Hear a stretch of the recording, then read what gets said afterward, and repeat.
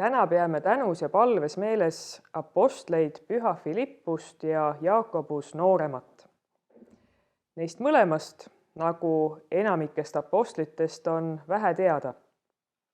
Mõlemat nimetatakse apostlite loeteludes, Filippust alati 5. ja Jaakobus nooremat 9. Nagu teised Jeesuse apostlid Peetrus ja Andreas, oli ka Filippus pärit Galilea Betsaidast. Arvatakse, et Filippus oli esmalt enne, kui ta Jeesuse järgijaks sai, ristija Johannese jünger. Ilmselt oli Filippusel Jeesuse apostlite seas tähtis koht ja roll. Nõnda küsis 5000 söötmisel Jeesus Filippuse käest, kust me võiksime osta leiba nõnda suure rahvahulga jaoks.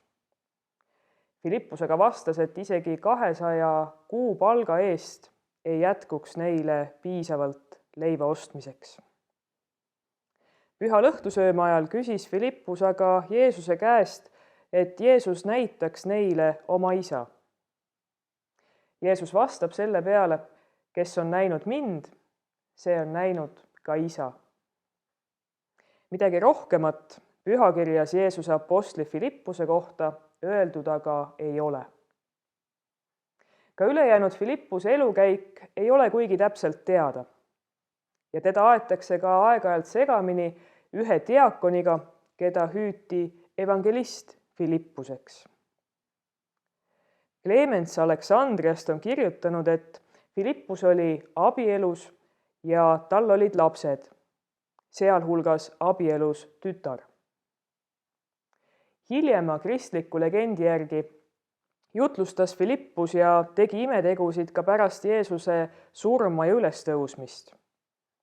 Ta olevat rännanud Galileas, Kreekas, Assoses, Süürias ja Früügias. Filippus suri märtrina.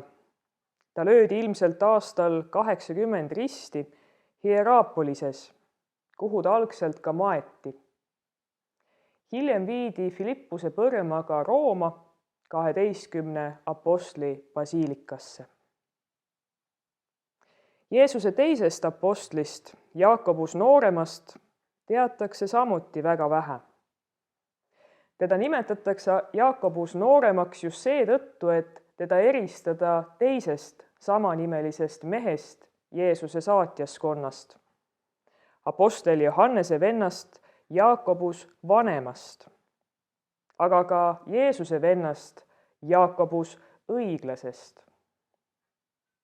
Jaakobus noorem oli apostel Matteuse vend, tema ema nimi oli samuti Maaria, aga see ei olnud seesama Maaria, kes oli Jeesuse ema. Kirikuloolane Eusebios on kirjutanud, tuginedes teisele varakristluse kroonikule Hegesippusele, et Jaakobus jäi elu lõpuni naisest puutumata ja et ta oli nasiir.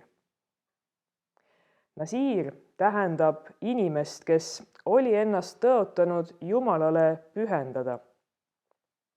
Sellest tulenevalt ei ajanud nasiir kunagi habet, ei lõiganud kunagi juukseid, ei joonud veini ega teisi vägijooke, ta ei käinud kunagi vannis, ta ei võidnud kunagi oma ihu õliga, ei söönud kunagi ühtegi elusolendit, välja arvatud siis, kui seda nõudsid kombed, näiteks paasatalle puhul. Ta ei kandnud kunagi sandaale ega rõivaid peale ühe ainsa linase rüü. Palvetades oli heitnud ta ennast nii sageli maha, et tema otsmiku nahk ja põlved olid sellest muutunud kõvaks nagu kaameli tald. Mõnikord kujutatakse kunstis Jaakobus nooremat just vanutusnuiaga, mida legendi kohaselt oli kasutatud tema hukkamisel surmahoobi andmisel. Püha Jaakobus noorem suri arvatavasti 60. aastate esimeses pooles. Nii Filippuselt kui ka Jaakobus nooremalt on meil õppida seda, mida on tarvis issanda järgimiseks. Enne veel, kui kuhugi Jumalast läkitatuna minna, peab meisse saama Jumala rahu. Nende hulgas, kes on leidnud Jumalaga rahu, saab Jeesus kutsuda ja läkitada oma armastuse saadikuid. Nõnda on issand kutsunud ja valinud kõiki ja ütleb kõigile, rahu olgu teile. Ilma Jeesuse abi ja rahuta ei suuda me midagi.